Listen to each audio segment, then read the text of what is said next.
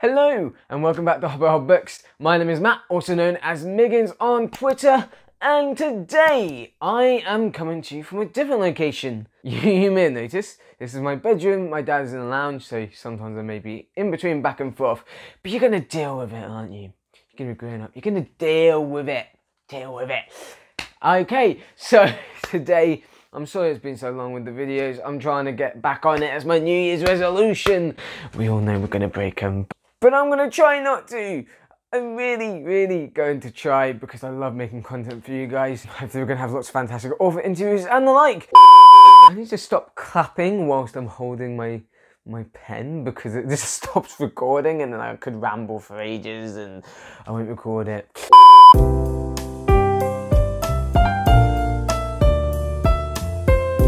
Right now, what I'm going to do, I am going to give you my top 10 fantasy of the year. Well, not literally the top 10, it's my top 10. So you may disagree with me and go, you fool! I also haven't read as widely as some others, but this is the ones that I really enjoyed. Some of them I've talked about on the channel, others I haven't because I just don't have the time, as you can probably tell. So, where do we start? We're going to be covering 10 down to 8 in this video. These fantasy are ones that I really enjoyed, as well as ones that really hit me emotionally, and I'll just talk about each one and hopefully you find some new hidden gems. I know I have. Let's kick it off with number 10. Have you ever just looked out the window, it's a late winter's evening and just gone, you know what, I'm just going to take a walk, and you wrap yourself up tightly in your little coat, you do your little buttons, you waddle down the street, waddle, and your keys jangle in your pocket, and you're freezing cold, and you go to the local park or whatever's near you, and you stare up at the night sky, and you just look up, and the stars are out, you can almost imagine seeing a galaxy. And you just sit there and ponder the really important questions, like, I wonder if there's a fantasy out there with a man who runs an orchard whose name is Pell, and he is a really fantastically charming individual. I wonder. I do love thinking about the important questions, the deep questions in life. Maybe it's just me. But if by some odd random coincidence, a little coinky dink, this is you as well, well boy, have I got the book for you. This book is called Paladin Unbound by Jeff Spates. Now Jeff is a great author in the indie community, a fantastic force of nature, and I am eagerly awaiting his sequel to this in 2023. Now, what is Paladin Unbound about and why do I like it? Well, let's start off with the easier one of those two. What is it about? It's about a half-orc paladin. I think he's a half-orc. He's an orc. He's at least half an orc. And he's also a paladin. And his name is Umra, the Peacebreaker. Or is it Peacemaker? Doesn't matter. Either way, his name is Umra. This sounds like a nice chesty name, doesn't it? Umra. I don't know what I'm doing. And we follow Umra and his band of merry men. Well, not all of them are men. In fact, most of them aren't even human. But if you like found families, we have one here. And this is really hitting those pulpy 80s D&D inspired vibes, classic fantasy-esque, and I know that word gets thrown a lot around right now, like a modern take on classic fantasy. It's almost, you know, it is very modern. For example, Ryan Cahill's Broken in the Bound series. This is very different. This is genuinely kind of really pulpy, really hitting those D&D dungeon crawling, quest-esque vibes. This is one of those books that really hits that why the hell is there Nicolas Cage on the cover of my 80s fantasy book vibes. This is the real deal. And so we follow Umra and his band of things, his found family, as they go on a quest to save all of Tyrell from this evil demonic entity. Now there are slices of horror, but for the most part this is a really wonderful feel-good kind of vibes. And to be serious for a second, this book really got me through some difficult times. You know, there were times I was reading this at the end of last year into the beginning of 2022, and I literally wasn't leaving my room. The only time I would leave my room is to walk 2 miles to the chicken shop. And I would put on the audiobook that Jeff had, I think I'd won it, and I would listen to these adventures of Sir Umra, and it would really kind of keep me going on that 2 mile walk there and back. And I have some very fond memories of this book. You know, it's got the epicness to it, although it's not an epic fantasy. It's not a chonker. It's a really kind of short, neat little book. It's probably a similar length for this, perhaps shorter. About 300 pages. I do highly recommend the audiobook. It was fantastic. And of course there is a man called Pell who runs an orchard. Now whether he's an evil man in disguise or whether he's just a genuinely lovely fellow, well, you're going to have to read that and find out yourselves. But seriously, I highly recommend this. This one will be a nice little palate cleanser between your chunkier books. So that is number 10.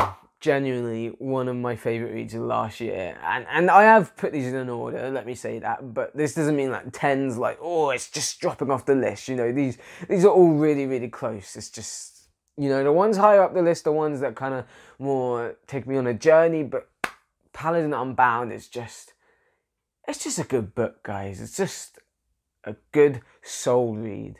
Is that a word? I'm going to make it a word, a soul read. Now, next up, on the number 9, we have Engines of Empire by R.S. Ford. Now, R.S. Ford is an illustrious author. He's actually quite a fairly prolific author. He's written some other books that I've also covered on the channel. I need to read the second book of this series. Under Richard Cullen, he does some historical fiction, and he's also written some epic fantasy. This was my first book that I checked out from him. I actually won this audiobook as well. And guys, I really, really, really, really, really recommend this audiobook. This is a full cast audiobook, which means that you have different narrators for different characters. Now, what is this book about? Engines of Empire. It's actually a book that's kind of full of chaos. I was bound to love it, right? Right? I mean, the sequel is called Engines of Chaos. I always get confused. Is it Empire or Engines? Engines of Chaos. So, you know, the sequel is going to double down on the chaos, man. It follows the nation of Torwind in, oh gosh, I can't remember the world because I listened to this ages ago. It's a fairly substantially chunky book. It's probably in the 500 to 600 page range, but the audiobook, I can't say enough about it. Fantastic. And it follows, as I said, the nation of Torwind, and we kind of arrive in our tale at this momentous time in the nation's history. They're reaching out to make peace accords with this nation that traditionally they've been at loggerheads with, and so this nation is coming to visit them. But something happens. Oh, yes, many things happen. And unfortunately, our 3 characters who are sort of the, well, I think there's actually 4 POVs, if I remember correctly, and sort of 5 main sort of characters. So it's quite a large cast of characters, but we have 4 POVs, and they're all kind of part of the royal family of Torwind, the Hawkspur family. Rosamund Hawkspur, who is the matriarch character, and then you have her offspring, Tyrita, Connell, and who was the other one? Connell, Tyrita, and Fulren. And so it kind of follows all these characters that they, well, this isn't really spoilery to say, they end up going in different directions, and they're all trying to save their nation from the chaos that starts to envelop around them. Now, Tarita's story is a kind of Avatar-esque story. I really enjoyed that one. The others kind of go on military fantasy vibes. Then there's also There's lots of different aspects to it, but it's at its heart, it's a political fantasy. It's a steampunk meets epic. It's a love child of steampunk and epic fantasy. It's like Mr. Ford is a chef, and he's going, oh, I'm going to put a little sprinkle of epic fantasy in a steampunk.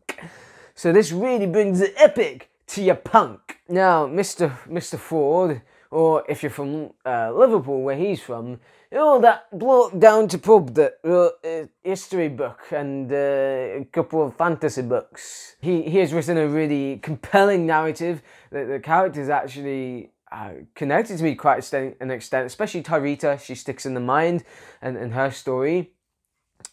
She's quite a stubborn character, but you know, she grows into her own, and the ending just left me ripe for the sequel, which is coming out next year, and I need to remember to write this down so I can get on it when it comes out. So that is my recommendation for number 9. R.S. Ford, who I'm just gonna say it. He's a fantastorian. Is that a word? Well, I don't care, because I've made it a word. Because he writes great fantasy books and great history books. Well, historical fiction. Anyway, that's number 9. Now, number 8 is one of the best sci-fi books I've ever read. Now, this may be because I haven't read many sci-fi books, but I think I'm convinced, in fact, that this will stay one of the best sci-fi books I've ever read. I didn't really know much going into it. I knew the author on Twitter. His name is T.A. Bruno. He is a visual effects artist in the film and TV industry. Lovely fellow. And he gifted me a audio, well, I was going to say audiobook, but it's on Audible, but it's an audiobook. He gifted me an audiobook copy of In the Orbit of Sirens, and I really didn't know what it was much going into it, and I kind of highly recommend that. Now, if Engines of Empire was a love child of steampunk and epic fantasy, In the Orbit of Sirens was even more love childish Frankenstein's monster, in a good way, of epic fantasy and sci-fi, specifically First Contact stories. And now, I love First Contact stories. I think it's fascinating. I love this idea that they're going to places, they're going into mysterious caves and finding symbols that suggest there was an ancient civilization here, and oh my goodness, there's, you know, aliens, the movie, alien-esque vibes, Prometheus vibes. I love it, guys, and so this was a really, really pleasant surprise. I've got books 2 and 3 in audio, and I cannot wait to get through them. You know, funny enough, it took me a couple tries to get through the audio the first time, because I was listening to it at work and I wasn't really taking it in, but once I actually took it in, it blew my mind. And it starts off with this very intimate kind of tale, and about this sort of group which has this father and daughter in, and they're discovering this new kind of civilization out in the sticks. You know, Earth is unlivable and they're on some random planet, but it becomes so much more than that. It grows from this First Contact story into an epic fantasy. Like, there's battles, and you just have to read it. To find out. So this is going to be a classic sci-fi in the indie community. I can absolutely tell. T.A. Bruno has written a really, really cool series here, and it actually nearly made me tear up, which is really, really hard to do. So hats off to T.A. Bruno. So I highly, highly recommend, you know, even though it's number 8 on the scale, you know, it doesn't mean that it's, like, on the end, you know, this is like seriously, go out and buy it now. I loved it. So, you know, In the Orbit of Sirens, and no, it's not those kind of sirens. I've done that before, haven't I? Well, you know what? I'm the arse end of a one-trick pony, and let's just say no more. So, you know, some 3 kind of really different vibes of books there.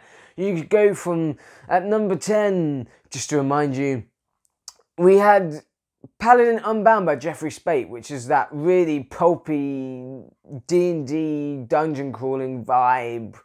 And then you have the epic meets the steampunk with this political conspiracy fantasy thriller. And then with Engines of Empire. And then you come to the First Contact meets epic fantasy tale of In the Orbit of Sirens by T.A. Bruno. Now, these are genuinely some of my favourite reads of the year. I love them. I love. I know I keep saying this, but can't say enough, and I don't know what else to say, so I'm just going to scream because I love it. Anyway, I will be back very, very soon as I can record the next one, to give you numbers 7 through 5. So stick around, because I will be putting out more videos. Thank you guys, please like, subscribe, comment down below what were your favourite reads of the year as well. I'd love to interact with you. Thank you for watching, I hope you had a wonderful year, happy holidays and happy new year!